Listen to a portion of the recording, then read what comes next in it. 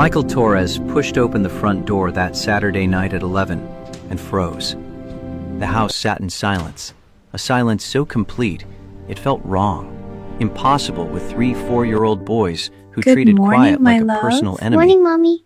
Good His mother morning, Rosa everyone. occupied the couch, her expression hovering somewhere between amused and deeply moved, a combination he'd never seen her wear in all his 35 years. He dropped his hospital bag by the door, the weight of 16 hours in the ER still pressed against his shoulders, but confusion sharpened his senses now. "Where are the boys, Mom?" Rosa's smile carried secrets. "Go check your room." His heart kicked against his ribs as he walked down the hallway. The floorboards creaked under his weight, familiar sounds in a house that suddenly felt foreign. He reached his bedroom door and hesitated, hand on the knob, then turned it slowly. What he saw stole the air from his lungs. Victoria Ashford, CEO of Ashford Healthcare Network, billionaire owner of the 7-hospital system where he worked, the woman whose face appeared on magazine covers and business news segments, lay on his bed, her arms wrapped around his 3 sons. All 4 of them slept deeply. Dried tears marked tracks down Victoria's face, but her lips curved in a smile he'd never witnessed during their months of therapy sessions, a smile that spoke of peace, of discovery, of coming home to a place she didn't know existed. Michael stood paralyzed in the doorway. His brain struggled to process the impossible scene. His boys, Ethan, Liam, and Noah, curled around Victoria like she belonged there, like this was normal, like they'd done this 1,000 times before, instead of never. "What the hell?" The words came out barely louder than breath. To understand how Victoria Ashford ended up in that bed required stepping back 14 months to the moment when Michael's world had collapsed into a black hole of grief and responsibility. Sarah had been everything: his wife, his partner, the mother who knew instinctively how to calm Ethan's fears, decode Liam's quiet needs, redirect Noah's boundless energy. 6 months. That's all the cancer had given them between diagnosis and the end. Aggressive ovarian cancer that moved through her body like wildfire, consuming everything beautiful and leaving only ashes. Michael had been in surgery when Sarah died, an emergency appendectomy on a 12-year-old boy, a routine procedure that should have taken 90 minutes. By the time he'd scrubbed out and checked his phone, Sarah was gone. His mother's voicemail had been clinical, protective. "Michael, you need to come home now." He'd driven through Boston traffic in a daze, running 2 red lights he didn't remember, parking crooked in his own driveway. The hospice nurse met him at the door with kind eyes that confirmed everything. Sarah had slipped away peacefully, she'd said. The boys had been at preschool. Rosa had been holding her hand. "I wasn't there when she needed me most." Michael had whispered it to Sarah's still warm hand, and the guilt had embedded itself in his chest like shrapnel, small pieces of it working deeper every day since. 14 months later, he functioned on a routine so precise it felt like machinery. Wake at 5:30, shower while the coffee brewed, prepare breakfast while Ethan, Liam, and Noah engaged in their morning ritual of fighting over toys, bathroom space, and who got to sit in the middle chair. Drop them with Rosa, who'd moved into the house the week after Sarah's funeral and transformed the guest room into a permanent residence. Work 12-hour shifts at St. Grace Medical Center. Return home with just enough energy to play dinosaurs or build block towers before bedtime. Repeat. No breaks. No time to process his own grief. No space to imagine the future. Not when 3 lives depended on him being whole, even though inside he'd shattered into pieces he didn't know how to reassemble. The boys asked about Sarah constantly in those early months. "When is Mommy coming home from the stars?"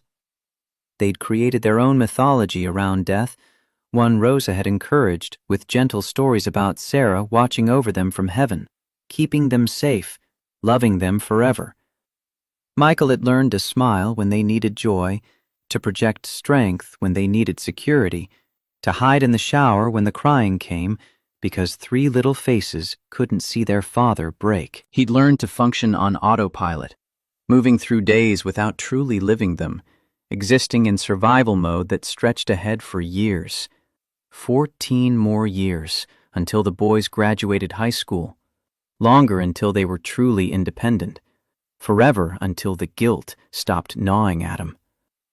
Rosa watched him with worried eyes. One evening, 3 months after Sarah's death, she'd cornered him in the kitchen. "Michael, you need help. You need someone." He'd gripped the edge of the counter. "Mom, I had someone. She's gone." "Sarah would want you to live again." "I am living. For them." He gestured toward the living room where the boys crashed toy cars together, their laughter a sound that somehow made the silence in his chest louder. But Rosa was right. He wasn't living. He was surviving, and there was a difference that grew more pronounced as months accumulated. While Michael Torres navigated his grief-soaked existence in a modest 2-story house in Boston's middle-class suburbs, Victoria Ashford occupied a different universe entirely.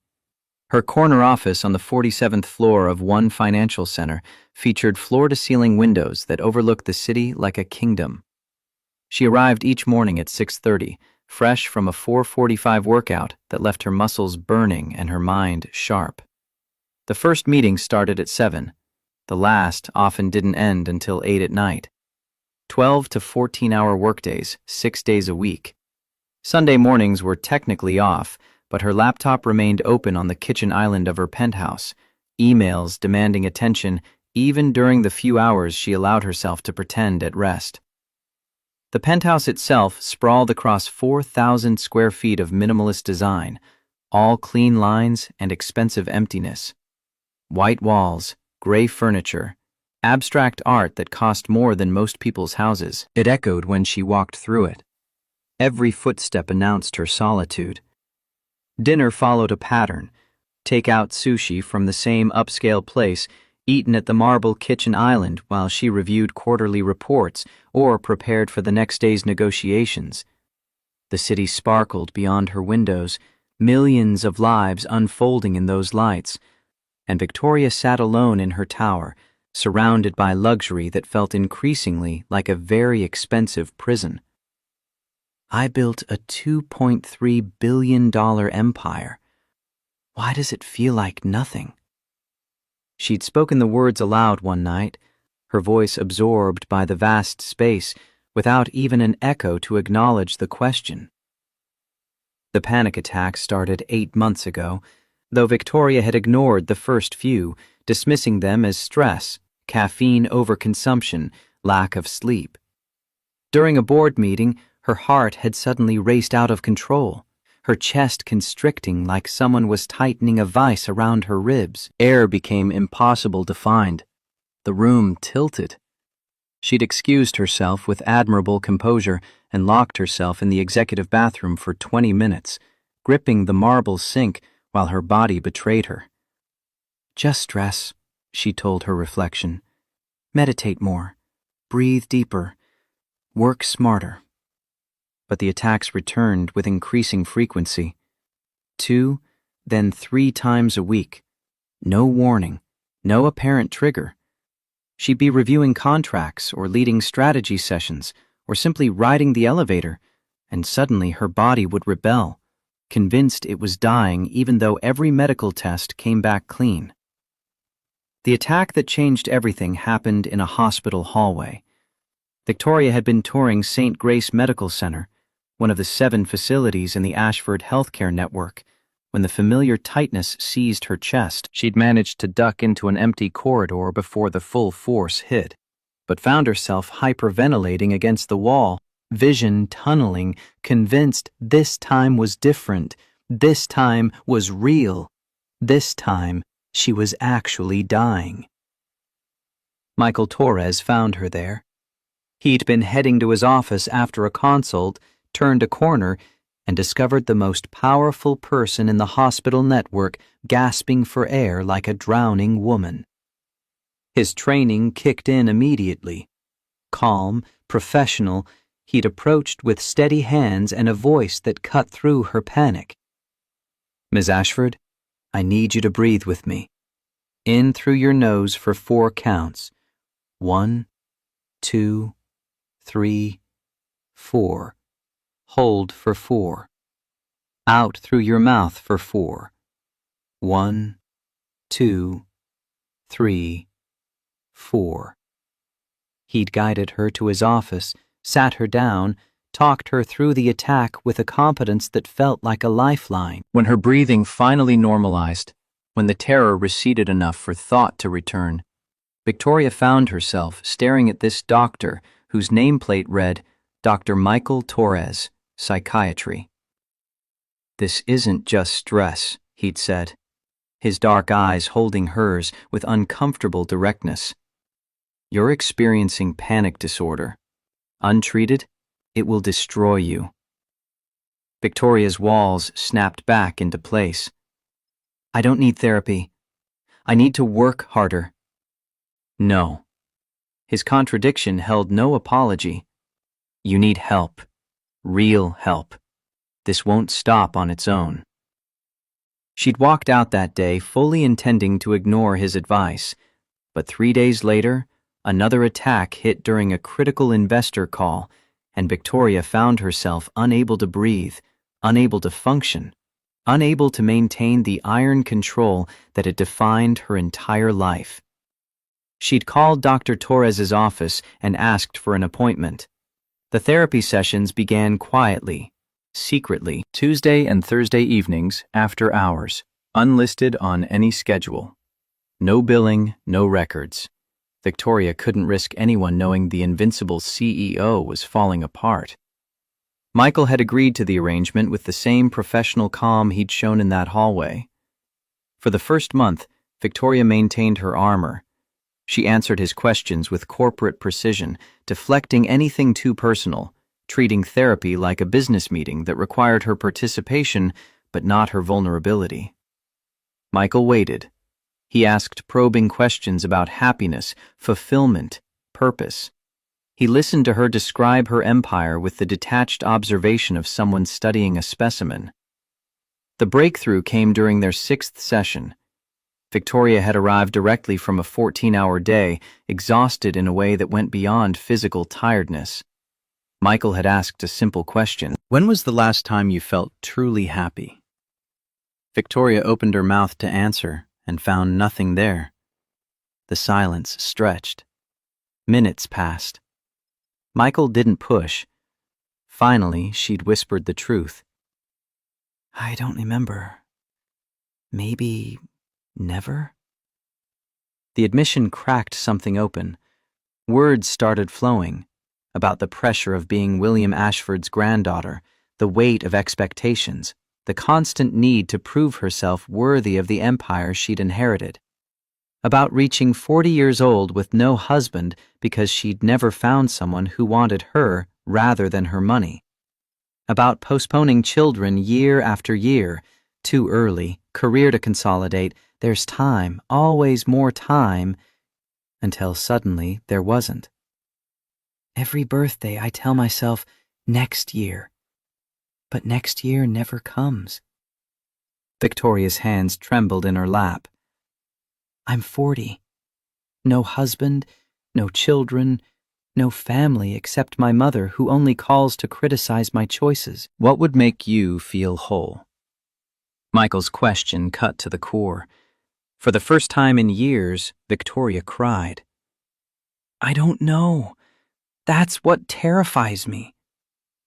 Michael maintained professional boundaries despite finding himself drawn to her intelligence, her hidden vulnerability, the glimpses of the woman beneath the CEO armor.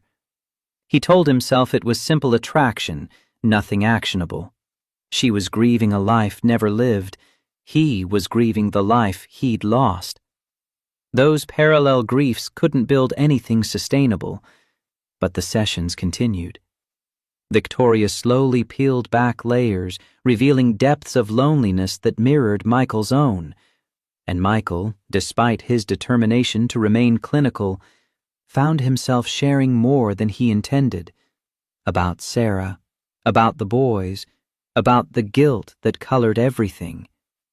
They were both drowning in different oceans, and somehow, in that therapy room, they'd found someone who understood what it meant to be unable to breathe. The Saturday afternoon that shattered both their carefully controlled worlds began with Victoria alone in her penthouse, drowning in the worst panic attack she'd experienced in months. Her chest felt like it was collapsing inward. Air wouldn't come. The room spun. Her heart hammered so violently she could feel it in her throat, her fingertips, behind her eyes. This wasn't the usual panic. This was terror so complete it erased everything else. But underneath the physical symptoms ran a more terrifying thought. I'm going to die alone in this apartment, and no one will find me for days. The penthouse walls closed in. The vast space became a tomb. Victoria grabbed her phone with shaking hands, pulled up emergency services, finger hovering over the call button. Instead, inexplicably, she found herself scrolling to Michael's contact. Not to call. She couldn't explain what she needed because she didn't understand it herself. She just needed to move, to escape, to go somewhere that wasn't this beautiful prison. She grabbed her keys and ran. The drive to Michael's house existed in her memory as fragments, traffic lights, turns made on autopilot, the GPS voice guiding her to an address she'd never visited but had somehow memorized from his patient file.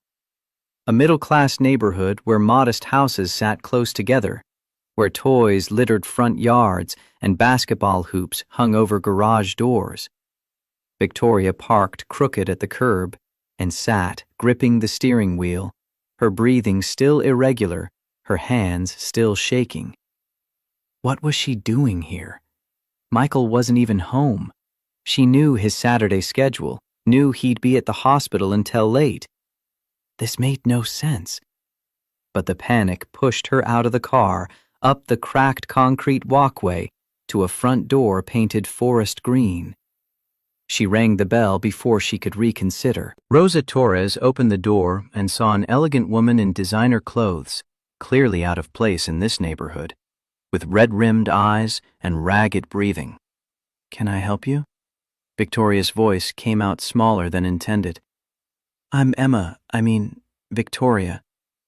I work with Michael at the hospital. Is he here?" "He's on call.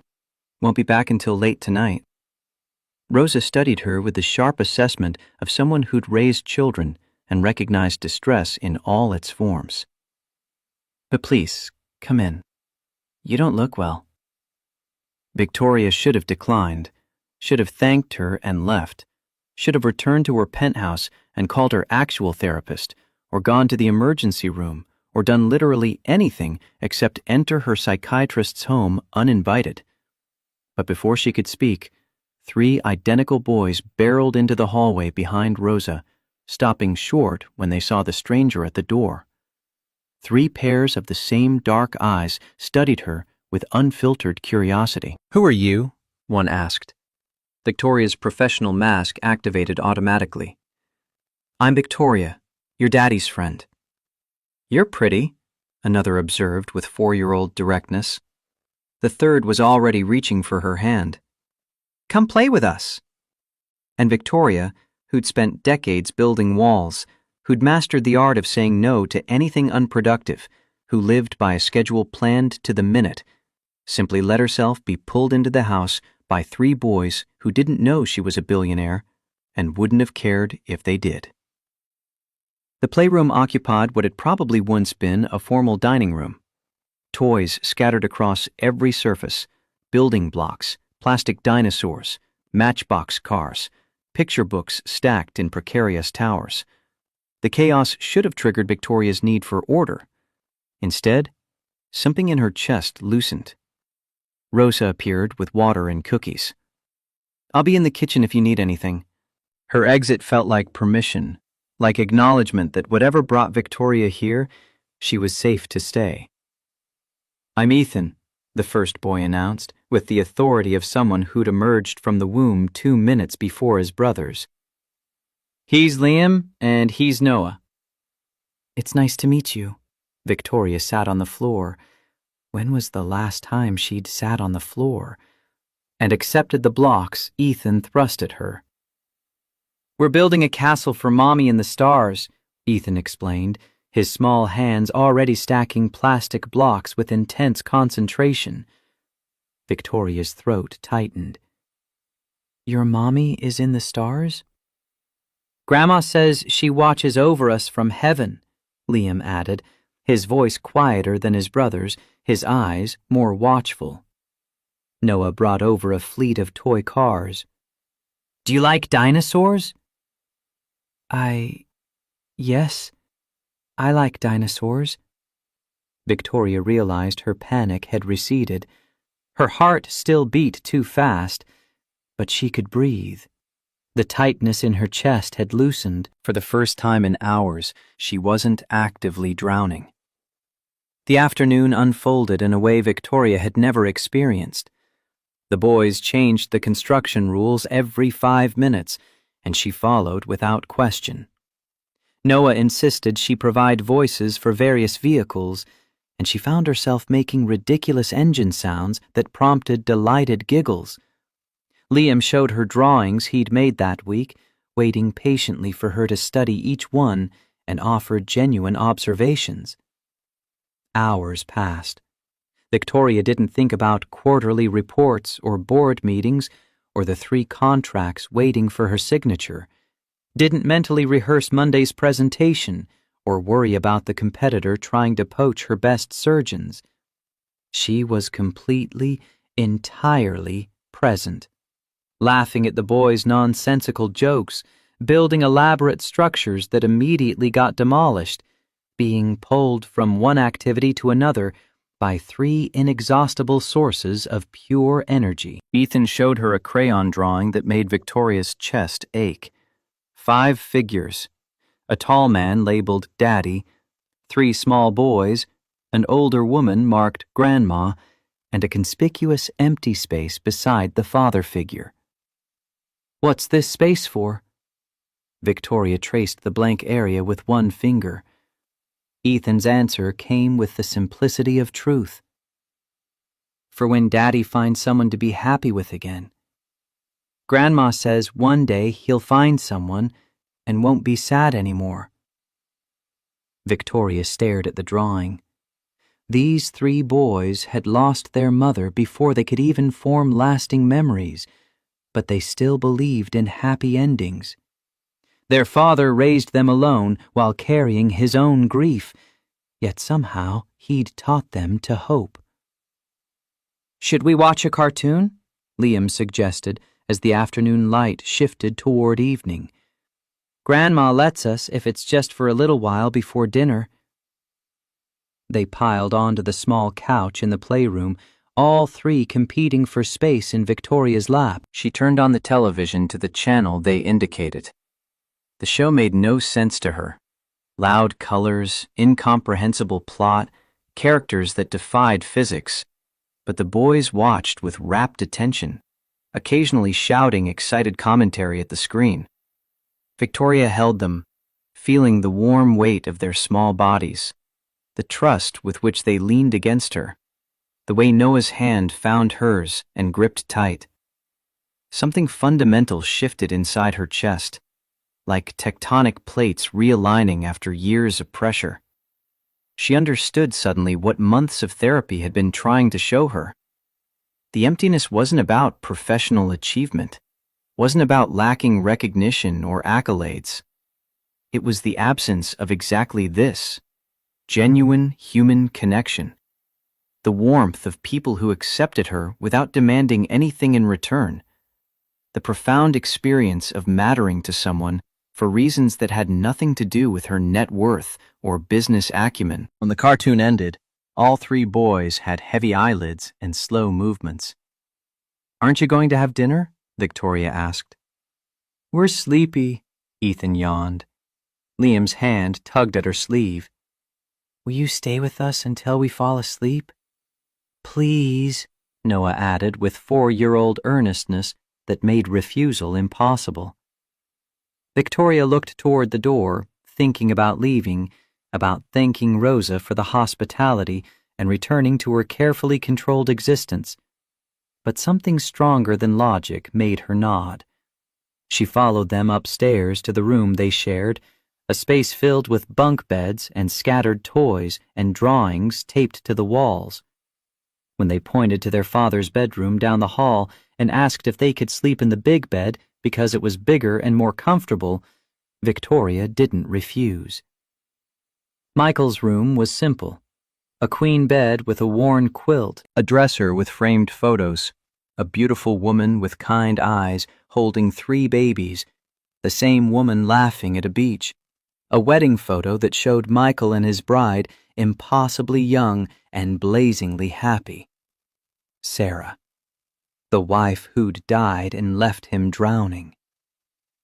The boys climbed onto the bed and patted the space between them. Victoria lay down, and immediately 3 small bodies arranged themselves around her, Ethan on her left, Liam on her right, Noah sprawled across her middle. They burrowed against her like puppies seeking warmth. Liam's hand found hers and held tight. Noah's arms wrapped around her waist. Ethan rested his head on her shoulder. As their breathing slowed and deepened, as sleep claimed them with the swift totality of childhood, Victoria felt tears flowing. Not panic tears, not the frustrated tears she'd shed in therapy. These were tears of relief, of recognition, of gratitude for stumbling into this house and finding something she'd searched for her entire life without knowing where to look. She'd come seeking air and found family, come seeking escape and found purpose, come seeking nothing and found everything. Her own eyes grew heavy. The warmth of the boys, the safety of this ordinary room, the profound peace of being needed for reasons that had nothing to do with power or money. It all combined to pull her toward sleep. She fought it briefly, thinking she should leave before Michael returned, but exhaustion won. Victoria's last conscious thought was how perfectly right this felt, how completely wrong her entire life had been until this moment. When Michael opened his bedroom door 4 hours later and found his CEO sleeping in his bed surrounded by his sons, the universe tilted on its axis. He stood in the doorway long enough for his brain to cycle through shock, confusion, concern, and something he couldn't quite name. Victoria Ashford, the woman who commanded hospitals with ice-cold efficiency, who appeared on financial news networks discussing profit margins and healthcare innovation, looked younger in sleep, vulnerable, her face relaxed in a way he'd never seen during their therapy sessions. The boys had positioned themselves around her like she was a treasured prize they'd fought over and agreed to share. Ethan's hand rested on her arm, Liam curled against her side. Noah had somehow ended up partially on top of her, face buried against her shoulder. Michael's first instinct was protective. Get her out, don't wake the boys, figure out what happened. But then Victoria's eyes opened slowly, adjusting to the dim light from the hallway. When she focused on him standing there, she didn't startle or show embarrassment. She simply smiled, small, tired, genuine. He gestured for her to extract herself, pointing at the sleeping boys. She nodded, understanding, and began the delicate process of unwinding 3 sets of limbs without waking their owners. Michael approached to help, carefully lifting Noah enough for Victoria to slide her arm free, then steadying Ethan as she shifted. Liam stirred, but didn't wake when she eased away from him. They tiptoed out like co-conspirators, closing the door with painstaking care. In the hallway, standing face to face in the semi-darkness, silence stretched between them. Michael expected an explanation. Victoria searched for words. Then she did something that completely disarmed him. She stepped forward and wrapped her arms around him in a hug that had nothing to do with social niceties or professional courtesy. This was the embrace of someone barely holding herself together, someone who needed human contact to prove she still existed. Michael recognized it because he'd given and received this exact hug in the months after Sarah died. The desperate grip of someone reminding themselves they were still alive. His arms came up automatically, returning the embrace, and they stood there for a long moment while Victoria trembled slightly, and Michael tried to understand what had happened in his house today. When they separated, Victoria wiped her eyes quickly. "Thank you." The words came out barely louder than breath. "For what?" Michael kept his voice low to avoid waking the boys. "For everything.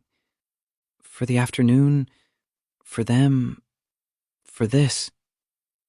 "Victoria, I don't know what happened here, but you don't need to thank me." "I do."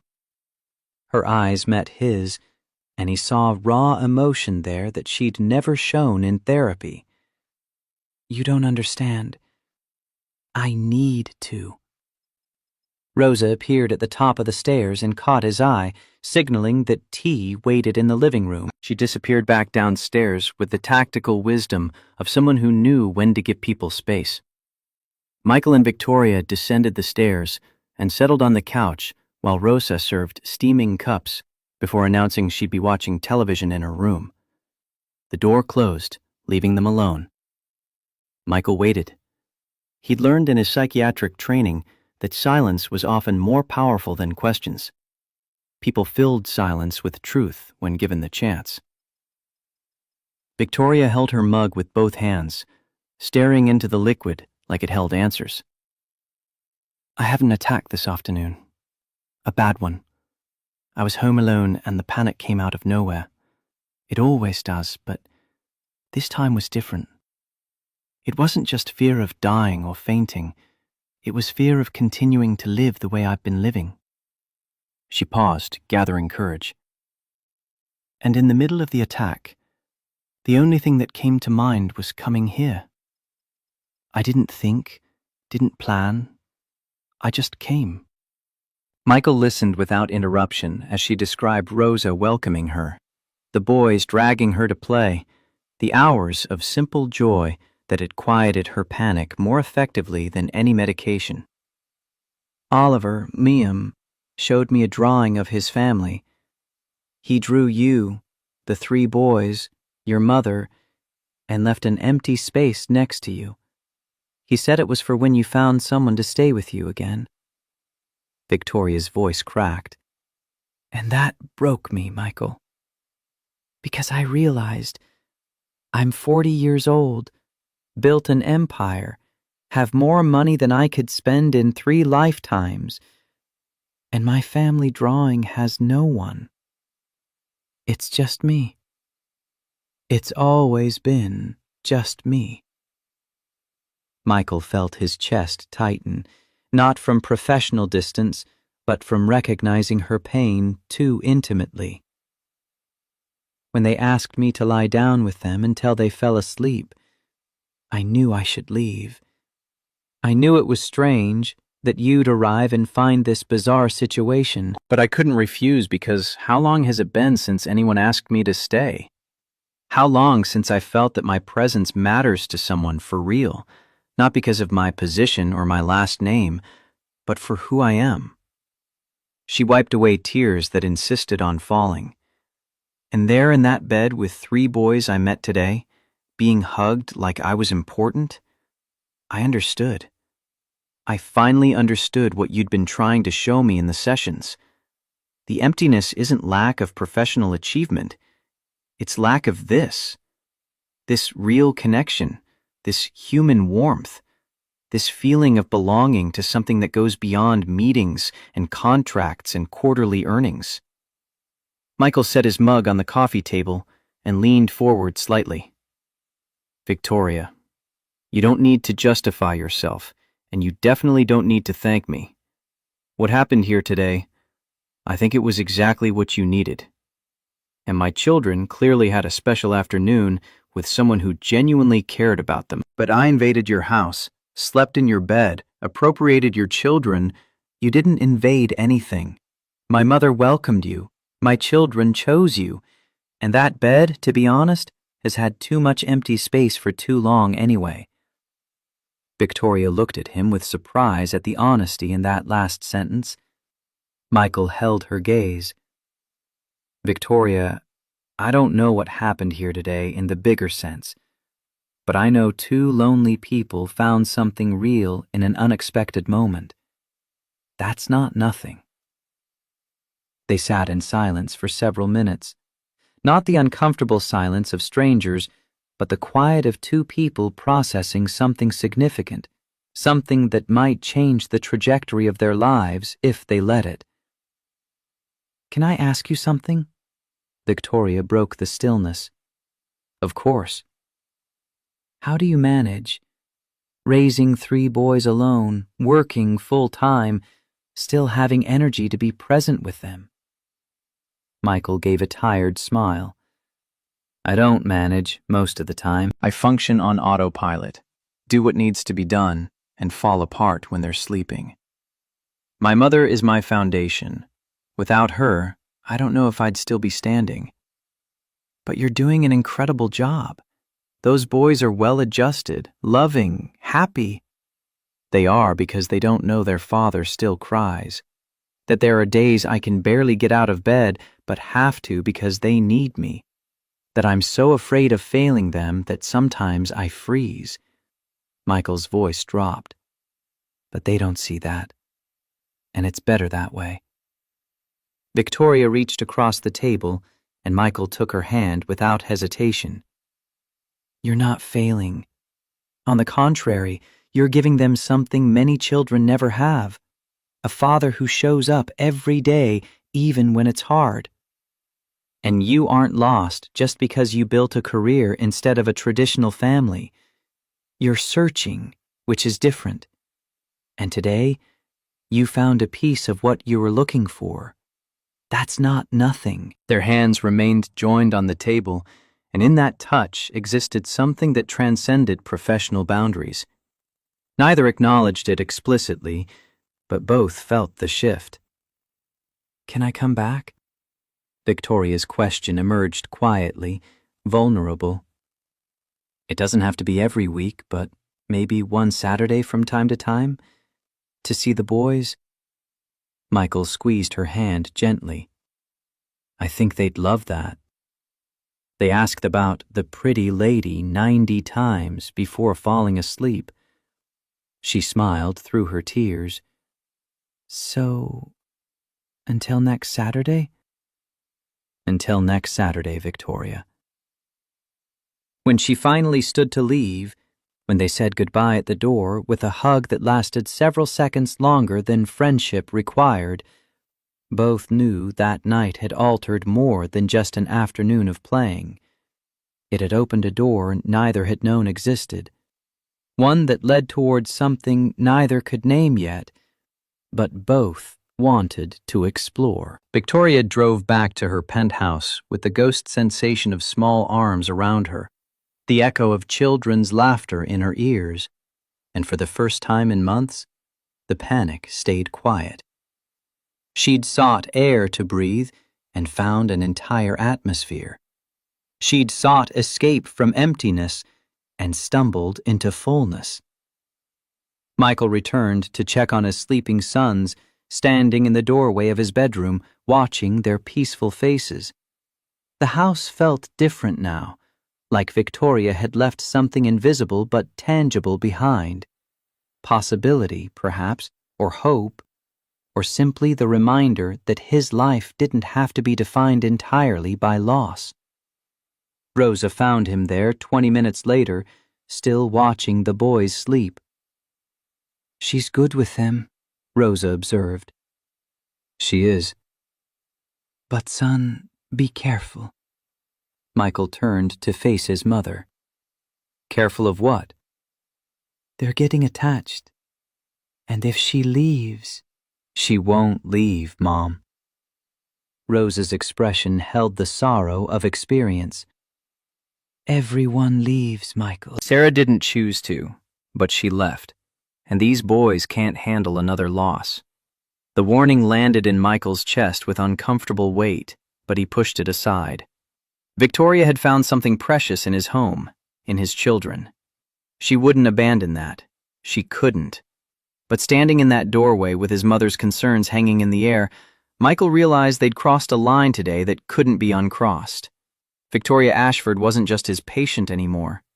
She'd become something more complicated, something that scared him almost as much as it attracted him. He thought about Sarah's photo on his dresser, wondered what she'd think of this development, whether she'd approve or feel betrayed. The guilt that constantly gnawed at him flared bright. Was he replacing her? Was he allowed to feel this pull toward someone else? Did wanting Victoria in his life somehow diminish what he'd had with Sarah? The questions had no easy answers. So Michael did what he'd become expert at over 14 months of grief. He pushed them down, locked them away, and focused on the immediate. His boys were safe. Victoria had found peace. Tomorrow he'd return to his routine. Everything would be fine. Except deep in his gut, he knew nothing would ever be quite the same again. Victoria returned the following Saturday at 10 in the morning, carrying a children's book she'd bought during the week and a bag of ice cream that would almost certainly melt before they got around to eating it. The boys spotted her through the front window and erupted in chaos. 3 identical faces pressed against the glass, hands waving frantically, voices muffled but clearly shouting her name. Rosa opened the door before Victoria could ring the bell. The older woman's smile held warmth, but also assessment, the look of someone protecting her territory while remaining gracious. They've been asking about you since Monday. The boys swarmed Victoria the moment she stepped inside, all talking at once, pulling her in 3 different directions. Ethan wanted to show her the new block tower he'd designed. Liam had drawn a picture specifically for her. Noah demanded she see the rock collection he'd started in the backyard. Michael emerged from the kitchen with coffee, watching the scene unfold. Victoria caught his eye over the boys' heads, and something passed between them. Acknowledgement, maybe, or gratitude, or the simple recognition of 2 people who'd stumbled into something neither quite understood yet. The morning dissolved into controlled chaos. Building blocks became a castle, then a spaceship, then a restaurant where Victoria was forced to pretend eat plastic food while Ethan explained the menu with absolute seriousness. Liam sat close, occasionally reaching out to touch her arm as if confirming she was real. Noah crashed toy cars with sound effects that Victoria gamely attempted to replicate, earning delighted giggles when she got the engine noises wrong. By noon, they'd migrated to the backyard, where lunch happened at a picnic table Michael had dragged from the garage. Hot dogs and chips, and the ice cream Victoria brought, now properly melted, but still delicious according to 3 enthusiastic reviews. Food ended up everywhere except entirely in mouths, ketchup on shirts, chip crumbs in hair, melted ice cream dripping down chins. Victoria didn't flinch when Noah's juice box exploded across her silk blouse, the purple liquid spreading across fabric that cost more than most people spent on groceries in a month. The boys froze, eyes wide, waiting for anger that didn't come. It's just a shirt. Let's clean it up together, okay? Michael observed from the back door, coffee mug in hand, struck by the ease with which Victoria had adapted to chaos. This woman who commanded boardrooms and negotiated million-dollar contracts was on her knees soaking up juice with paper towels, while Noah apologized in a tiny voice and she assured him accidents happen to everyone. But Michael also noticed his mother's expression, concerned, guarded, protective. Rosa was watching Victoria with the wariness of someone who'd seen her son devastated once and refused to let it happen again. Later, after the boys had been corralled into watching cartoons, Rosa pulled Michael into the kitchen. "She's wonderful with them." Michael heard the unspoken "but" hovering in the air. "And?" "They're getting attached, Michael, already. Ethan asked this morning if Miss Victoria was going to be their new mommy." The words hit harder than they should have. "What did you tell him?" "That she's Daddy's friend who likes to visit. But son, you need to be careful here." Careful how? Rosa's eyes held the grief of her own losses. A husband gone 10 years now. A daughter-in-law buried 14 months ago. What happens when she gets bored? When the novelty wears off and she remembers she has a company to run, a life to live? These boys can't handle another person leaving them. "She's not going to leave, Mom." "You don't know that. Nobody knows that." Rosa gripped the edge of the counter. Love is easy when it's new and shiny. Staying is hard. And these boys, they've already learned that people they love disappear. Michael wanted to argue, to defend Victoria, to insist his mother was wrong. But doubt crept in, like cold water through cracks in a hall. What did he really know about Victoria beyond their therapy sessions and one extraordinary Saturday? People showed their best selves at the beginning. Reality came later when routine set in and novelty faded. The afternoon continued with Victoria unaware of the conversation in the kitchen. She stayed until after dinner, helping with the bedtime routine that surprised Michael with her natural competence. She read stories in different voices, tucked blankets with the perfect amount of firmness, kissed foreheads without hesitation. When the boys finally slept and Victoria prepared to leave, Michael walked her to her car. The evening air carried the first hint of autumn coolness. "Thank you for letting me come back." "You don't need to thank me every time." Michael leaned against her car, hands in his pockets. "I do, though. You can't imagine how different this week was, knowing I had this waiting at the end of it." Something in her voice made Michael's chest tighten, a loneliness so profound that these few hours with his children had become her lifeline. It should have felt flattering. Instead, it scared him. "Victoria, can I ask you something that might be too invasive?" "You can ask." "Why did you never have children? I mean, it's obvious you love this. Why did you let it pass?" She was quiet for long enough that Michael thought she might not answer. When she spoke, her voice carried the weight of accumulated regrets. "Because I thought I had time. Because I prioritized the company. Because I never found someone who wanted children with me for the right reasons.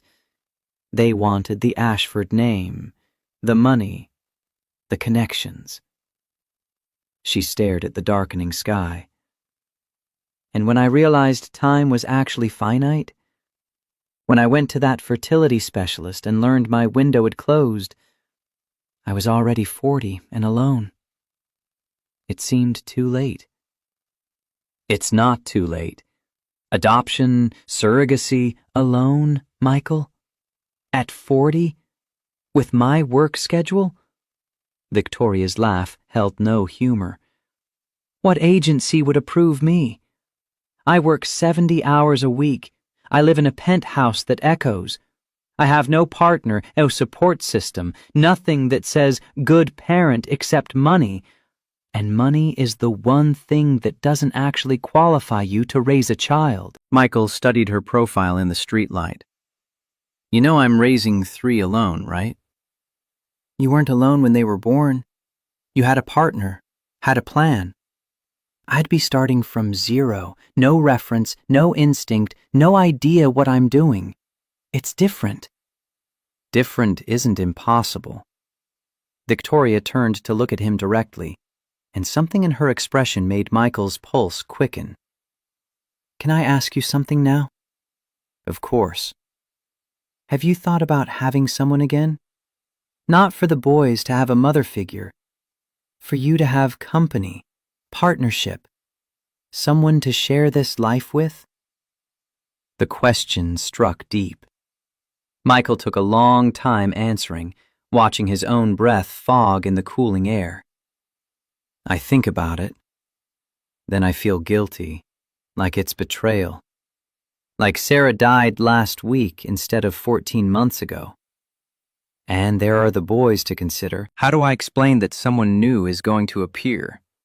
How do I guarantee this person won't leave and hurt them worse? You don't guarantee anything. Victoria's voice softened. Nobody guarantees anything in life. But that doesn't mean you have to stay trapped in grief forever. And you? Why did you never allow yourself to have someone for real? Someone who wanted you and not your empire? Because everyone wanted the Ashford heiress, not Victoria. They wanted access, connections, status. And when I couldn't separate what was real from what was interest anymore, I stopped trying. She wrapped her arms around herself. Must be lonely, people say. And yes, it is. But you know what's worse? Not realizing you're alone until you find something that reminds you what it feels like not to be. They looked at each other across the small space between them, and something unspoken filled the gap. Recognition, attraction, possibility. Neither was ready to name it, but both felt it like electricity in the air before a storm. These Saturdays have been the first thing I've looked forward to anxiously in years. Not because they're breaks from work, I like work, but because here I'm not the CEO. I'm not the heiress. I'm just me, and people here like me for that. Michael reached out and took her hand. The touch felt simultaneously natural and dangerous. You're welcome here whenever you want. Not as CEO, not as patient, as Victoria, the person my children adore and who He stopped, realizing he'd been about to say something too revealing too soon. Who you what? Her question came barely louder than breath. Who I like having around. The safer version, the one that didn't expose how much he'd thought about her this week, how many times he'd caught himself wanting to text her, how the house had felt emptier on the days between her visits.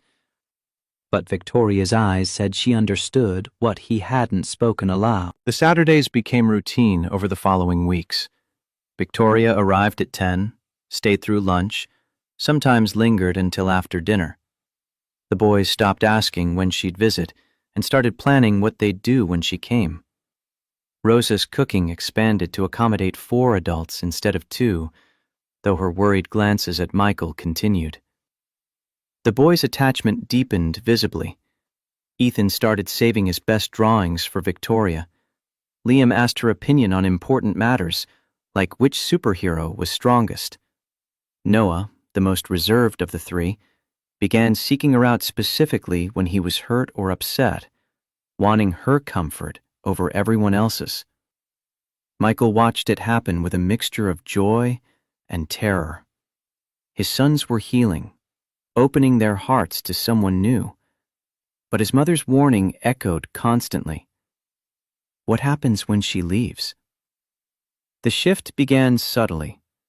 Conversations between Michael and Victoria grew longer, deeper, extending beyond the boys. Accidental touches became more frequent, hands brushing while reaching for the same toy, shoulders bumping in the narrow kitchen, fingers grazing when passing plates at dinner. Eye contact lasted seconds longer than necessary. One Tuesday evening, Michael sent a text before he could overthink it. Dinner tomorrow? Just the 2 of us. No kids, no therapy. Victoria's response came within minutes. Like a date?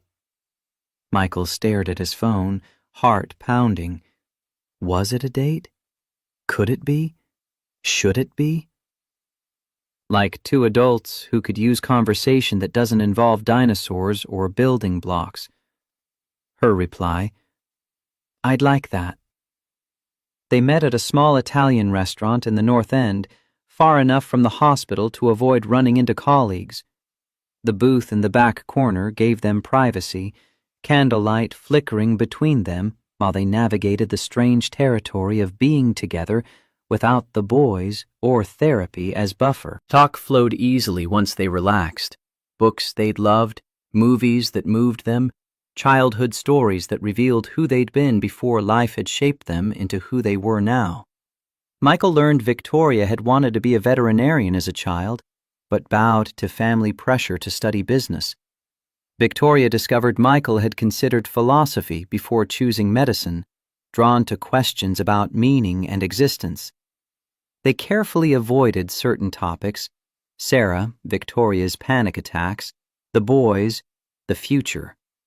This was an island outside normal life, a space where they could simply be two people enjoying each other's company. 3 hours passed like 30 minutes. The restaurant staff began cleaning around them before they noticed the time. In the parking lot, saying goodbye felt awkward in a way that hadn't existed at Michael's house. Victoria moved in for a hug, and it lasted longer than friendship warranted. Michael's arms tightened around her, and he breathed in the scent of her perfume mixed with something uniquely her. When they separated, the air between them felt charged. Same time next week? Michael's voice came out rougher than intended. I'd like that very much. They almost kissed. Both leaned in slightly, caught themselves, pulled back. Not yet. Not while everything remained so complicated and undefined. But driving home separately, both smiled in their cars, feeling something that resembled hope. The Tuesday dinners became routine alongside the Saturday visits. Weeks turned into months. Hand-holding graduated from accidental to intentional. Goodbye hugs extended until they bordered on embrace. Goodnight kisses materialized, chaste, brief, but unmistakably romantic. Neither pushed for more. Michael's guilt about Sarah resurfaces regularly, manifesting in dreams where she asked him why he was replacing her, why she wasn't enough, why he'd moved on so quickly. He'd wake in cold sweats, gripped by the certainty that loving Victoria somehow diminished what he'd had with Sarah. Victoria battled her own demons. Late at night in her penthouse, she'd question whether she actually loved Michael or simply loved the escape he represented. Did she want him, or did she want his ready-made family? Would she feel this pull toward him if he didn't come with 3 boys who filled the child-shaped void in her life? The questions had no clear answers, so they moved forward cautiously, building something neither could quite name. By month 4, Victoria had a drawer in Michael's bedroom. Not because anyone had suggested it, but because she spent enough evenings there that keeping a change of clothes made practical sense. She'd help with bedtime, stay for adult conversation after the boys slept, sometimes doze on the couch during a movie, and wake to Michael covering her with a blanket. The boys adapted seamlessly. Ethan declared Victoria should live with them permanently. Liam asked why she had her own house when she could just stay in theirs. Noah, with 4-year-old bluntness, asked, "Are you going to be our new mommy?" Victoria had frozen, looking to Michael for guidance. He'd knelt to Noah's eye level, voice gentle but firm. Victoria is someone very special to all of us, but she's not replacing your mommy. Your mommy will always be your mommy. Victoria is Victoria. Noah had seemed satisfied with that non-answer, but the question lingered in the air, unanswered, but not forgotten. The cracks in their careful balance started showing in week 6 of Victoria's visits. Noah, who'd been warming to her steadily, suddenly became hostile. He threw toys when she arrived, refused to play with her, hid in closets when she tried to engage. The transformation was dramatic and disturbing. Ethan and Liam were baffled. "Noah, why are you being mean to Miss Victoria?" Noah's response came with tears and fury. "She's not Mommy. I want Mommy. Make her go away." Victoria tried everything, giving him space, offering his favorite activities, attempting gentle conversation. Nothing worked. Noah's rejection was absolute and devastating. Michael discovered the trigger after a conference with Noah's preschool teacher. The class had done a Mother's Day craft project, and Noah had created a card for Mommy in the Stars. The teacher had gently suggested he might want to give it to someone else who took care of him, maybe his grandmother or another special person. Noah had come home convinced that if he gave the card to Victoria, he'd be erasing Sarah completely. His 4-year-old logic couldn't hold both. His dead mother in the stars and this living woman in their house.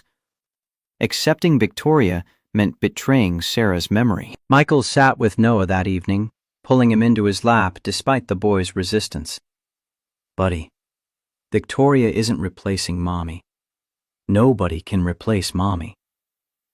"But Ethan says he wishes she was our new Mommy. And you smile at her like you smiled at Mommy in the pictures." The accusation hit like a fist. Michael's throat tightened. "Noah, I loved your Mommy more than anything. But she's gone, and she's not coming back. That doesn't mean I can't care about other people." "I don't want to care about other people. I want Mommy back." Noah dissolved into sobs, the kind of grief-stricken crying that couldn't be comforted, only weathered. Michael held him while his own tears fell silently. These boys had lost so much, and now they were being asked to open their hearts again, to risk loving someone who might leave. It was too much to ask of anyone, let alone children who'd already learned that love meant loss. Victoria overheard from the hallway. She'd come upstairs to help with bedtime and found herself eavesdropping on a conversation that shattered her. She found Michael in the kitchen an hour later, after Noah had finally cried himself to sleep. "I'm making this worse. I should stop coming." Michael leaned against the counter, exhausted. "This is grief, Victoria. It has to come out. Better now than years from now, when it's hardened into something toxic." "But Noah is right. I'm not their mother. I don't know how to be what they need. I don't know how to navigate this." Victoria's voice cracked. "I'm a 40-year-old woman who's never had children, never been married, never even had a serious relationship that lasted more than 6 months. I run a billion-dollar company, but I can't handle a 4-year-old's grief." Michael moved closer, capturing her hands. "Victoria, I don't know how to handle it either. I wake up every day terrified I'm failing them. I'm a psychiatrist who can't fix his own son's trauma. We're both fumbling in the dark here. But you're their father, and I still don't have the answers." Sarah was the one who understood their emotional needs, who knew instinctively how to soothe their fears. I'm just a guy who loves them desperately and hopes that's enough. They stood in the kitchen, bound by shared inadequacy and fear. For the first time, they'd acknowledged the truth. Neither had any idea what they were doing, but both were trying anyway. The vulnerability drew them together. Michael pulled Victoria into an embrace that had nothing to do with romance and everything to do with mutual need. Two people drowning in different ways, finding someone else who understood what it meant to be unable to breathe. "I'm scared," Victoria whispered against his shoulder.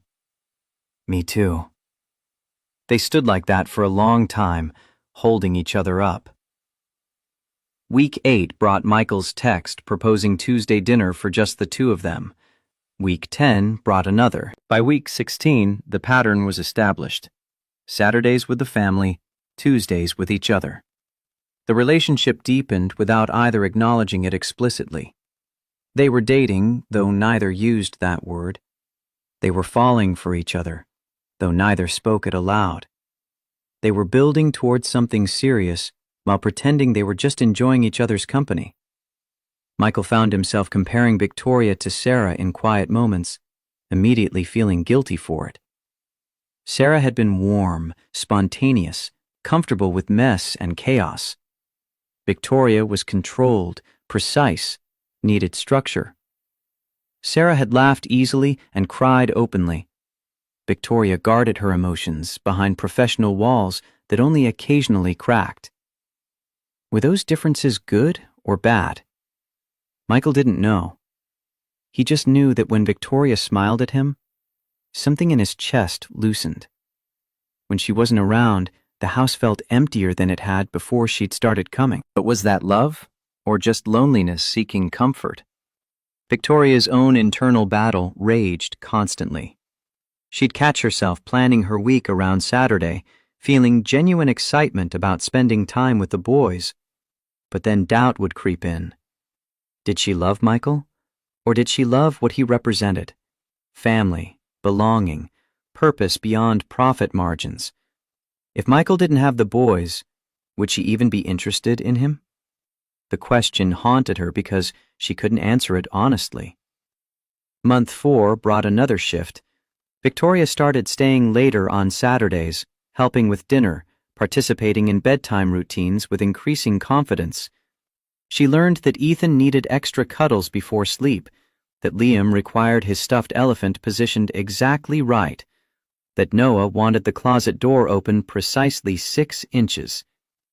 Rosa watched it all with hawk eyes, her concern morphing into something closer to approval, but never quite reaching acceptance. She pulled Michael aside one evening after Victoria left. "She's good for you." Michael heard the unspoken but again. Why does that sound like the beginning of a warning? Because love is easy in the beginning. Bills and sick kids and ordinary life, that's when you find out who stays and who runs. You think Victoria would run? Rosa's expression softened. I think she's never been tested. When things get hard, when the boys are screaming and the money's tight and life is just grinding routine instead of special Saturdays, I don't know if she'll stay. Neither do you. Michael wanted to defend Victoria, but his mother's point landed. They'd been existing in a bubble where Victoria showed up for the good parts, playtime, laughter, bonding moments. Real life involved tantrums and illness and exhaustion and conflict. Could Victoria handle that? Would she want to? The answer came sooner than expected. One Saturday, Noah spilled an entire cup of juice across Victoria's designer blouse. Not the accidental splash from weeks ago, but a full-on dump that soaked her from collar to waist. The boys held their breath, waiting for the anger. Victoria's face tightened. For a moment, Michael saw the CEO beneath the surface, the woman used to control and order. Then she breathed deliberately and forced a smile. It's fine. Accidents happen. Let's clean it up. But her voice held an edge that hadn't been there before. The smile didn't reach her eyes. And when Noah apologized in a tiny voice, Victoria's response came out clipped, professional. It's okay, Noah. Just be more careful next time. The warmth had drained from the interaction, replaced by polite distance.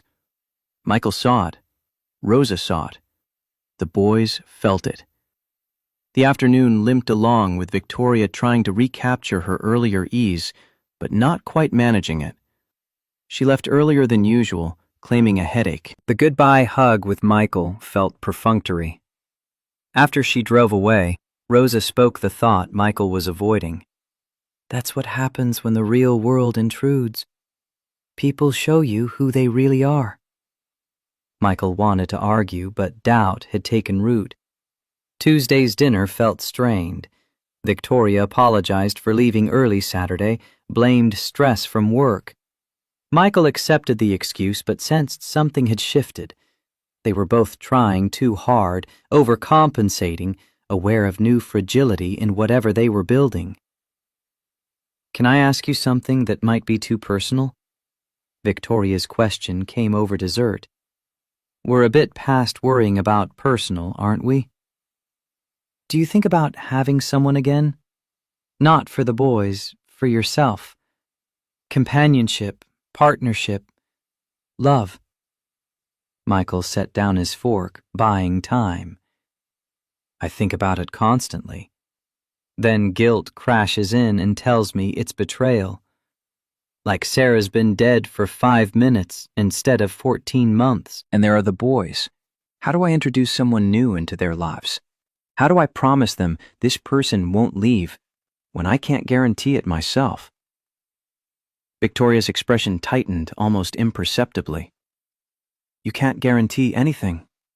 Life is risk. But that doesn't mean you have to stay frozen in grief forever. I know that logically. Emotionally is different." Michael paused. "What about you? Why have you never let yourself be vulnerable with someone? Let them see past the CEO to who Victoria actually is?" "Because people always wanted the wrong things. The money, the connections, the Ashford name. I could never separate genuine interest from strategic positioning. So I stopped trying." She looked directly at him. "Must be lonely, people say. And yes, it is. But you know what's worse than being alone? Not realizing you're alone until you find something that shows you what not being alone feels like." The conversation was circling something neither wanted to name. They were talking about each other without talking about each other, testing waters without diving in. The evening ended with their longest kiss yet, still chaste, still restrained, but carrying months of accumulated longing. When they separated, both were breathing harder. "What are we doing, Victoria?" Her answer came after a long pause. "I don't know, but I don't want to stop." Neither do I. The driving home separately, both wrestled with the same questions. What were they building? Where was this going? And could it possibly work given how complicated everything was? Month 5 arrived with Victoria more integrated into their lives than ever. She had her toothbrush in Michael's bathroom, her coffee mug in the cabinet, her favorite spot on the couch. The boys had stopped asking when she'd visit and started assuming she'd be there. But tensions were building beneath the surface. Victoria's controlling nature, suppressed for months, started emerging. She rearranged the playroom to be more organized. She suggested healthier snack options. She questioned Michael's bedtime routine as inconsistent. The first real argument erupted over something trivial: the boys eating ice cream before dinner. "That's not healthy. They should have vegetables first, establish good eating habits." Rosa's response was immediate and sharp. "Sometimes sugar and joy are more important than perfect nutrition." Victoria bristled. "I'm just trying to help establish structure." "Help or control?" Rosa's question cut deep.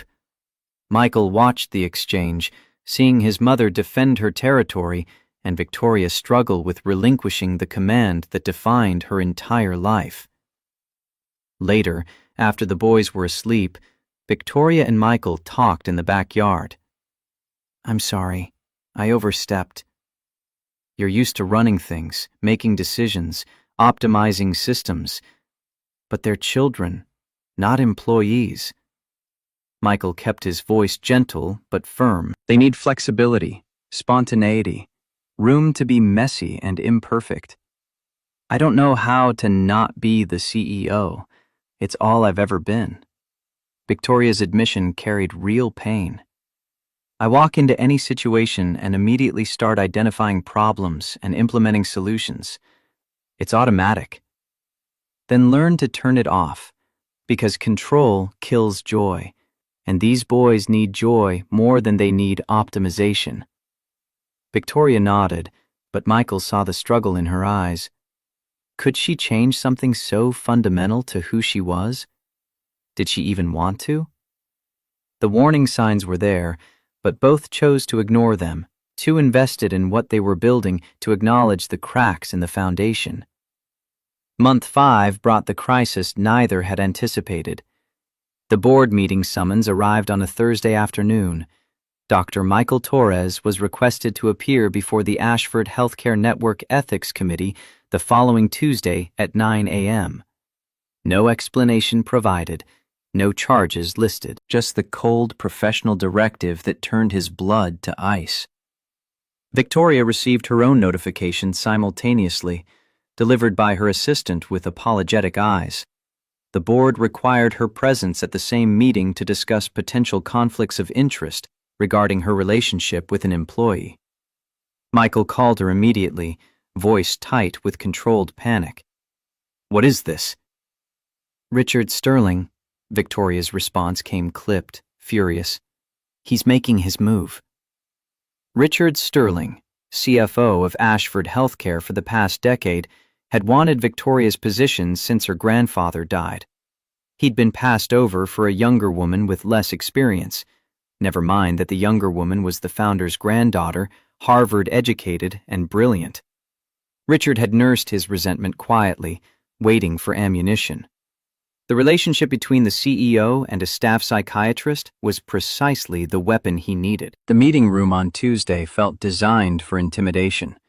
Massive mahogany table, leather chairs that swallowed occupants, walls lined with portraits of stern-faced medical pioneers.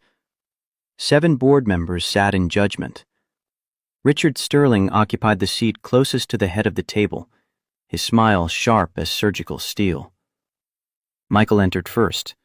Victoria 10 minutes later, as protocol demanded. They weren't allowed to sit together. The distance felt deliberate, symbolic. Richard opened with clinical precision. "We're here to address concerns about a relationship between Ms. Victoria Ashford, CEO of this network, and Dr. Michael Torres, employee of St. Grace Medical Center. This relationship creates substantial conflict of interest, raises questions about favoritism, and exposes the organization to potential legal liability. Dr. Torres could claim coercion or inappropriate leverage. Ms. Ashford's judgment regarding personnel decisions may be compromised. The appearance of impropriety damages institutional integrity regardless of actual misconduct." Victoria's response came in full CEO mode, voice arctic and unyielding. "Dr. Torres is not my subordinate. He reports to the chief of psychiatry, who reports to the hospital administrator, who reports to regional operations. I have no direct authority over his employment, salary, or advancement. Furthermore, my personal life is not board business unless it demonstrably affects company performance. Since taking this position, I've overseen 23% revenue growth, expanded services to underserved communities, and improved patient satisfaction scores across all facilities.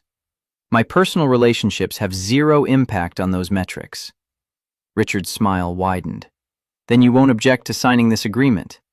He slid documents across the table. Michael scanned the terms, each one a carefully crafted trap. Mandatory third-party oversight of all performance evaluations involving Dr. Torres. Any promotion, raise, or disciplinary action subject to external review. If the relationship ends adversely, one party must resign from the network within 30 days. Both parties acknowledge potential conflicts and agree to heightened scrutiny of all professional interactions. Victoria's jaw tightened. Refusing would validate Richard's concerns about the relationship's seriousness. Signing would place Michael's career in permanent jeopardy, held hostage to their personal life. Before she could respond, Michael spoke. "I'll sign. Michael, no. I'm not letting them use me as leverage against you. His voice carried steel beneath the calm. To Richard, but let's be clear about what's actually happening here. You're not protecting the company, you're protecting your ambition. Everyone in this room knows you want her position. This is sabotage dressed as ethics. Richard's expression never shifted. Then prove me wrong. Stay together for 6 months without incident. If you can manage that without damaging the organization, perhaps these concerns are unfounded. The meeting ended with signatures on documents that felt like shackles. Walking out separately, protocol again, Michael felt the weight of every eye in that hallway. Word would spread through the hospital by lunch. The CEO's secret relationship, now public knowledge, subject to institutional scrutiny. Victoria caught up to him in the parking garage, her heels echoing sharply off concrete. I could have handled that. By sacrificing what? Us? Your position? Michael's frustration boiled over. That agreement is designed to make you choose between your career and this relationship. There is no us. We're not even official. We haven't defined anything. We're just... What the hell have we been doing for 5 months, Victoria? What do you call these Tuesday dinners and Saturday routines and the drawer in my bedroom? She recoiled as if struck. I call it complicated. I call it undefined. I call it something I can't name because naming it makes it real, and real things can hurt me. Michael stared at her, seeing the walls rebuilt in real time. You're running again. I'm being realistic. This was always impossible.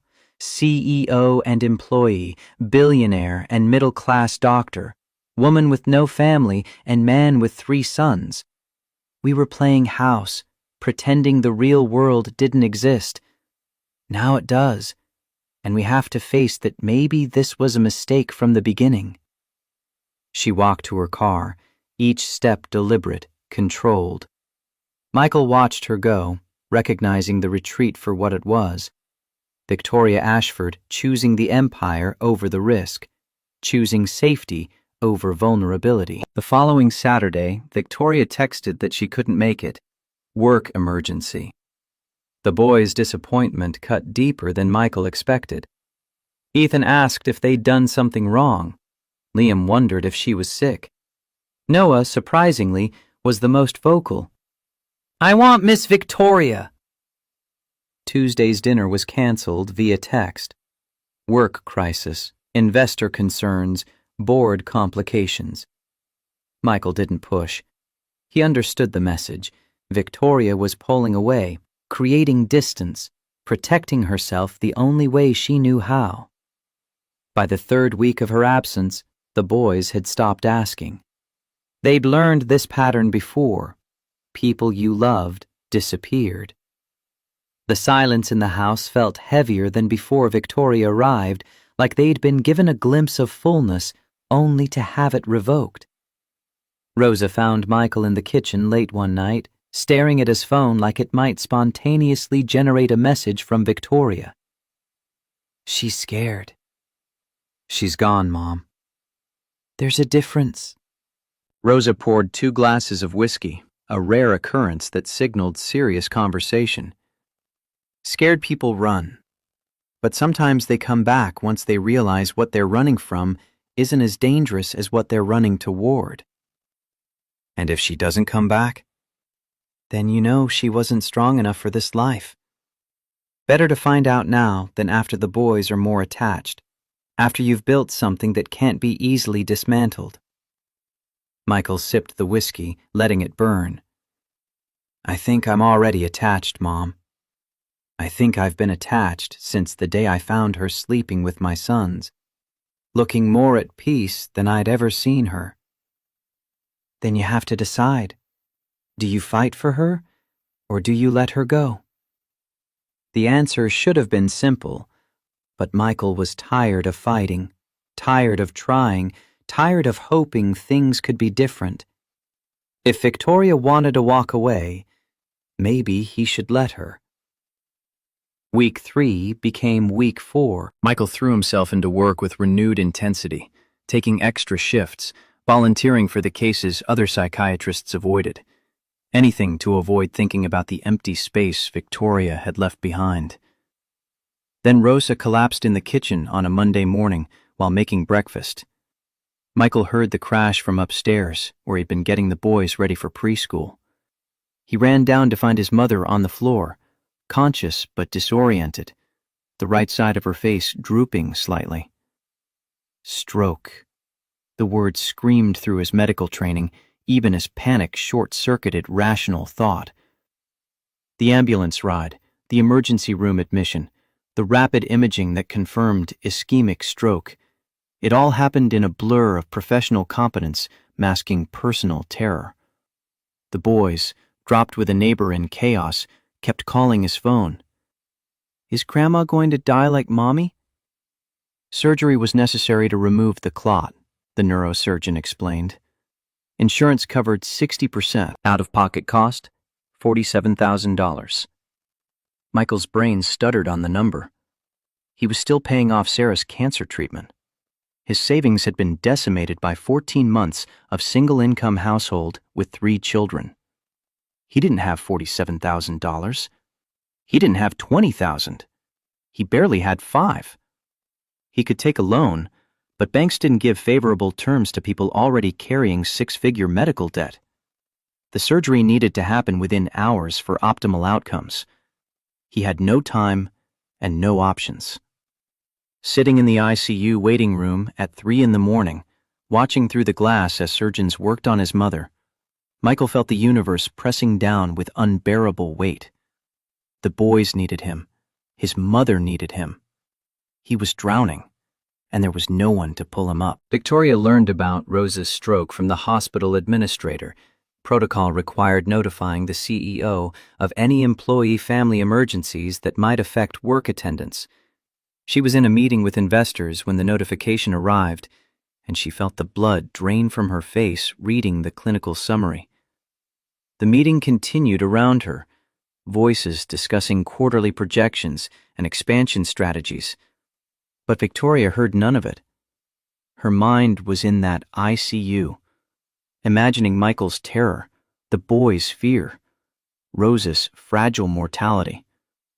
She excused herself with bare apologies and drove to St. Grace Medical Center, breaking multiple traffic laws in the process. Finding Michael was easy. He sat alone in the ICU waiting room, still wearing yesterday's clothes, unshaven, hollow-eyed. The boys were nowhere visible. Michael.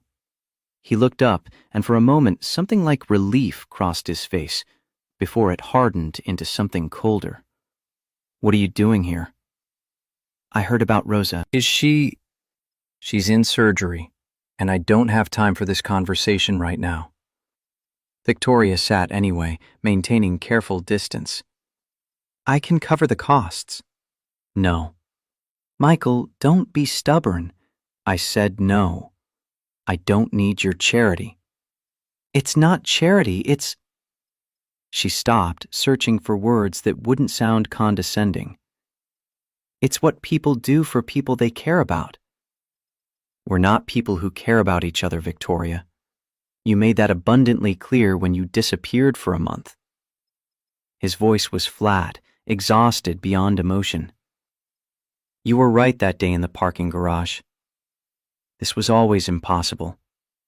We were playing house, pretending reality didn't exist. Now reality exists, and I can't afford to have you in my life making it more complicated. That's not fair. Fair? Michael's laugh held no humor. You walked away the moment things got difficult. The board put pressure on us, and you ran. That's who you are. Someone who runs when reality intrudes on the fantasy. Before Victoria could respond, noise erupted down the hallway. Noah's voice, followed by Ethan and Liam, all 3 boys breaking away from the nurse who'd been watching them and running toward the waiting room. Noah saw Victoria first. Miss Victoria! He slammed into her with the full force of his small body, arms wrapping around her waist, face buried against her stomach. The impact nearly knocked her over. Liam and Ethan followed immediately, all three boys talking at once, crying, grabbing at her like she was a life raft in stormy seas. "We missed you! Where did you go? Grandma's sick and we're scared." But it was Noah who broke her. Noah, whose next words came out in a sob that shattered every wall Victoria had rebuilt. "Don't leave again. Please don't leave like Mommy and Grandma. Please stay. Please." Victoria sank to her knees, gathering all three boys against her, and the tears she'd been holding back for a month came flooding out. Not delicate tears, ugly, gasping sobs that shook her entire body. "I'm so sorry. I'm so sorry I left. I was scared and stupid, and I hurt you, and I'm so sorry." She looked up at Michael over the boys' heads, and he saw something in her expression he'd never witnessed before. Complete, unguarded vulnerability. The CEO armor was gone. The controlled facade had shattered. This was just Victoria, raw and broken and terrified. "I'm not leaving again. I'm staying. You can hate me for disappearing. You can refuse my help with the medical bills. You can tell me I'm not welcome in your life anymore. But I'm not leaving these boys. I'm not leaving you. I'm done running." Michael wanted to stay angry, wanted to maintain the protective distance that kept him from being hurt again. But watching Victoria on her knees, surrounded by his sobbing sons, seeing her own tears mixing with theirs, something in his chest cracked wide open. The waiting room nurse approached tentatively. "Dr. Torres, the surgeon is asking for you." Michael stood, looked at Victoria and the boys tangled together on the floor, and made a decision that felt like stepping off a cliff. "Stay with them. Please. I'll be back." Rosa's surgery succeeded. The clot was removed, blood flow restored, damage minimized by the rapid intervention. She'd need extensive rehabilitation, but the prognosis was favorable. Michael returned to the waiting room an hour later to find Victoria still on the floor with the boys, all four of them asleep in an exhausted pile, her arms around them even in unconsciousness. He sat down beside them and put his hand on Victoria's shoulder. She stirred, eyes opening slowly. "She's okay. She's going to be okay." Victoria's face crumpled with relief. Fresh tears came, quieter now, grateful. "Thank God." "About the money. I'm setting up a trust through the hospital foundation. Anonymous donor. You'll never know if it's from me or not, so you can't refuse it." Her voice was fierce despite the tears. "And before you argue, know that I'm done letting pride stand in the way of doing what's right. Your mother needs care. Your boys need their grandmother. I can help, and I'm going to help. And you can be angry about it, but you can't stop me." Michael studied her for a long moment. "You're infuriating." "I know. And I love you anyway." The words hung in the air between them, finally spoken after months of dancing around the truth. Victoria's breath caught. "You love me?" "I've loved you since the day I found you in my bed with my sons, looking more at peace than I'd ever seen you. I've loved you through every Tuesday dinner and Saturday afternoon. I loved you when you were here, and I loved you when you left, and I love you now, even though you make me crazy." Victoria's hand found his. I love you too. Not the life you offer, not the escape from my emptiness. You. Michael Torres, the man who found me hyperventilating in a hallway and refused to let me drown. The father who cries in the shower because he's terrified of failing his sons. The widower who's brave enough to love again despite the guilt. I love all of you, including the broken parts. They sat in the waiting room holding hands, 3 sleeping boys piled between them, and acknowledged what had been true from the beginning. They belonged together, complications and all. The following weeks brought new routines. Victoria worked from Michael's house 2 days a week, laptop open at the kitchen table, while Rosa recovered upstairs. She hired the best physical therapists, arranged for home health aides, made sure Rosa received everything she needed, without making it obvious the money came from Ashford coffers. The boys adapted seamlessly to Victoria's increased presence. She was there for breakfast chaos and bedtime rituals, homework help, and playground visits. She learned to let go of control, to embrace mess and spontaneity, to find joy in the disorder that defined life with 3 4-year-olds. Rosa, confined to bed during early recovery, had extensive time to observe. She watched Victoria struggle with patience when the boys fought, saw her bite back controlling impulses when things didn't go according to plan, witnessed her learning, adapting, becoming someone who could thrive in the beautiful mess of family life. One afternoon, Rosa called Victoria to her bedroom for private conversation. You came back. Victoria sat beside the bed, taking Rosa's hand carefully. The right side still had reduced sensation. I should never have left. You were scared. Terrified. Of failing them, of not being enough, of proving everyone right who said I wasn't cut out for this. Victoria's thumb traced circles on Rosa's palm. But being away was worse than being scared. Nothing in my life meant anything without them. Rosa studied her with eyes that missed nothing. Do you love my son? Yes, more than I knew I could love anyone. Enough to stay when it's hard? When it's not special Saturdays and Tuesday dinners, but sick kids and tight money and grinding routine. Victoria met her eyes directly. I'm not going anywhere. Ever. I know you don't fully trust me yet, and I don't blame you, but I'm going to prove it through action, not words. I'm here for the long term, the hard parts, all of it. Rosa squeezed her hand weakly.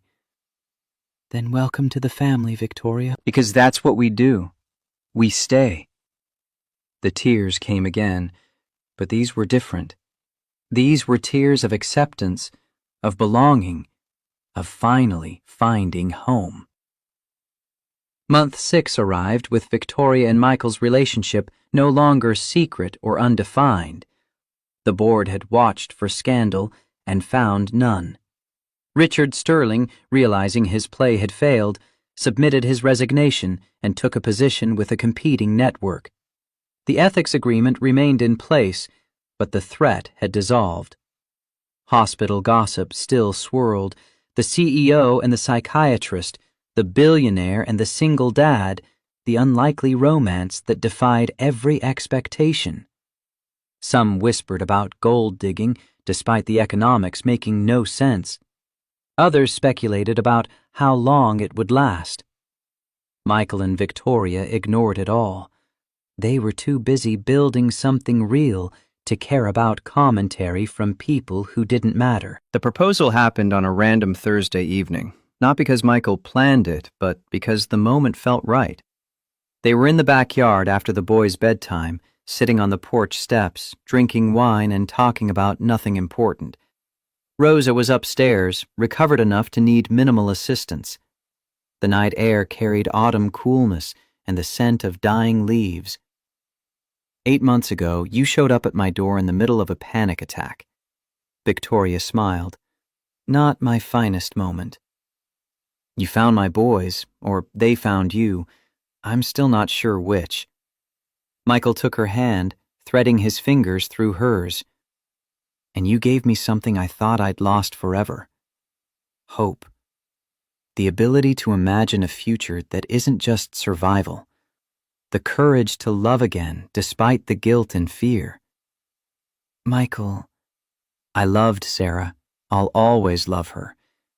But she's gone. And you're here. And I don't want to spend another day pretending you're just visiting. I don't want you to have a drawer in my room. I want you to have half the closet. I don't want Tuesday dinners as dates. I want you at my table every night. He pulled a ring from his pocket. Simple, elegant, not expensive by Victoria standards, but purchased with his own money. Significant for what it represented, rather than what it cost. I'm not offering you money or status or ease. I'm offering 3 loud boys, a mother-in-law who lives with us, a house that needs repairs, and a man who still cries sometimes. I'm offering medical debt and tight budgets and chaos.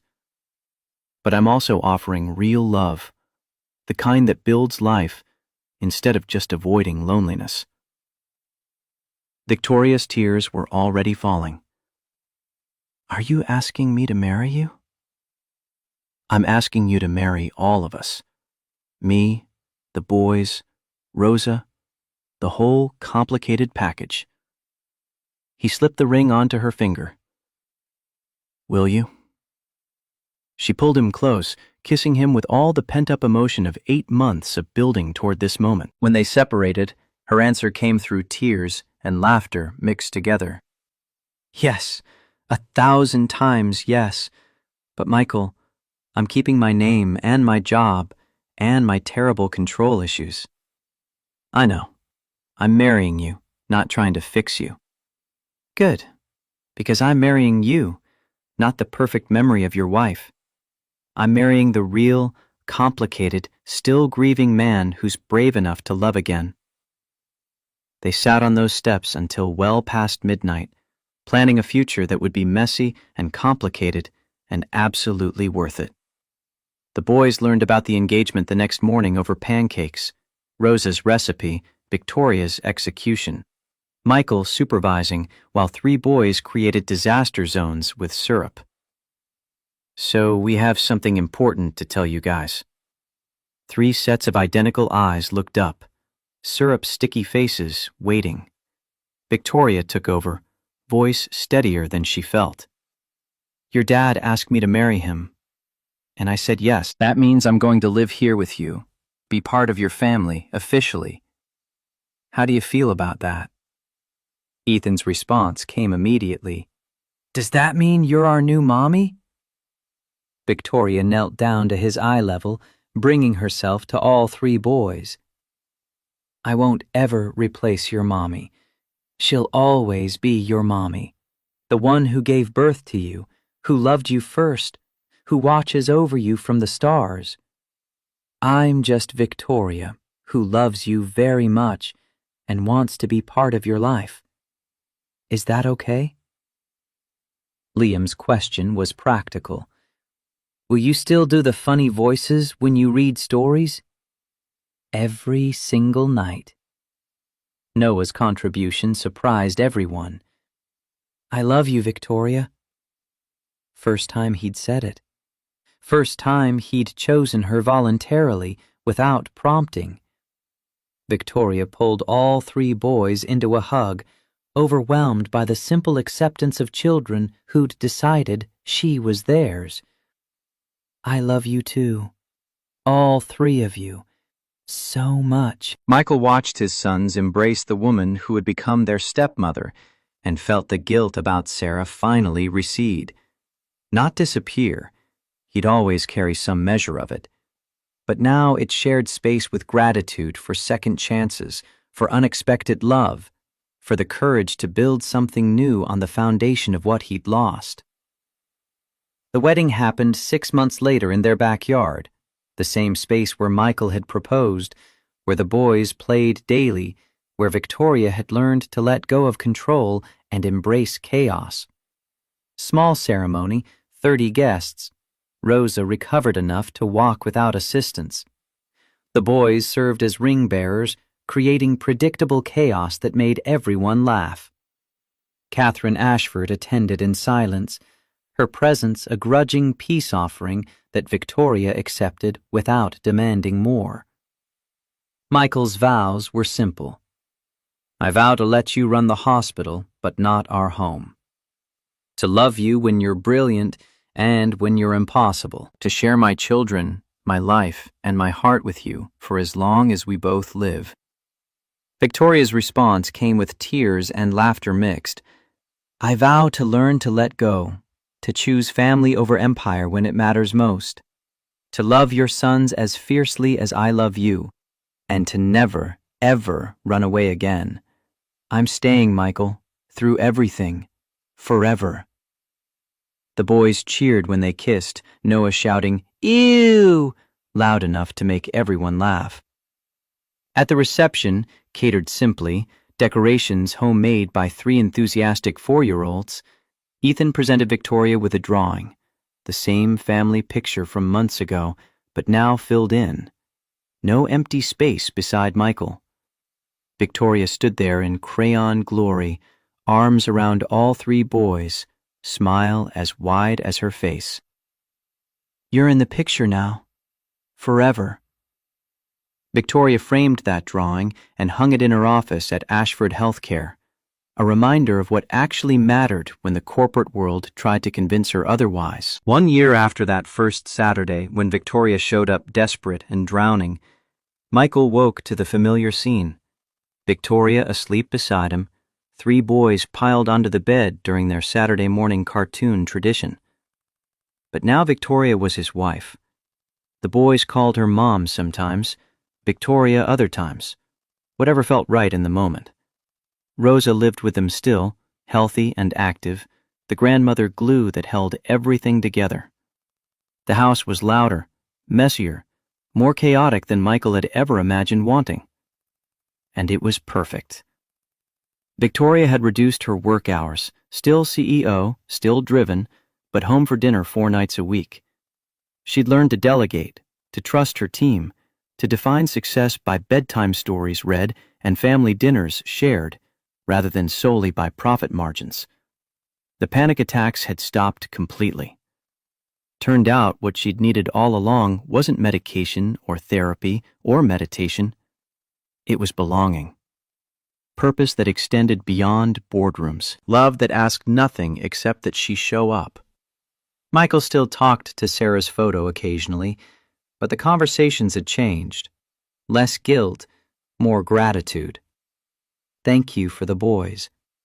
Thank you for teaching me how to love. I hope you'd approve of who I chose to love next. Victoria woke to find Michael watching her, that soft expression on his face that she'd learned meant he was feeling grateful. What are you thinking? That 3 years ago, I found a billionaire CEO sleeping in my bed with my sons and thought the universe had lost its mind. She smiled. And now? Now I know it was the universe trying to save both of us. He kissed her softly, while 3 boys began stirring around them. You came looking for air, and found a family.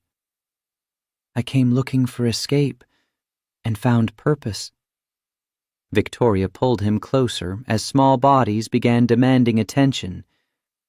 We both came looking for nothing, and found everything. The morning dissolved into beautiful chaos.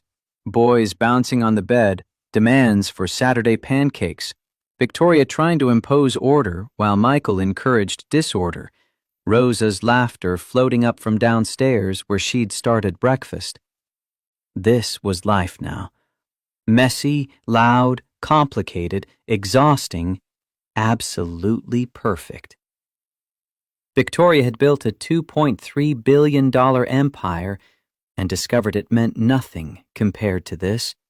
3 boys who needed her, a man who loved her, a family who'd chosen her. She'd spent 40 years searching for fulfillment in all the wrong places, climbing mountains that left her empty at the summit.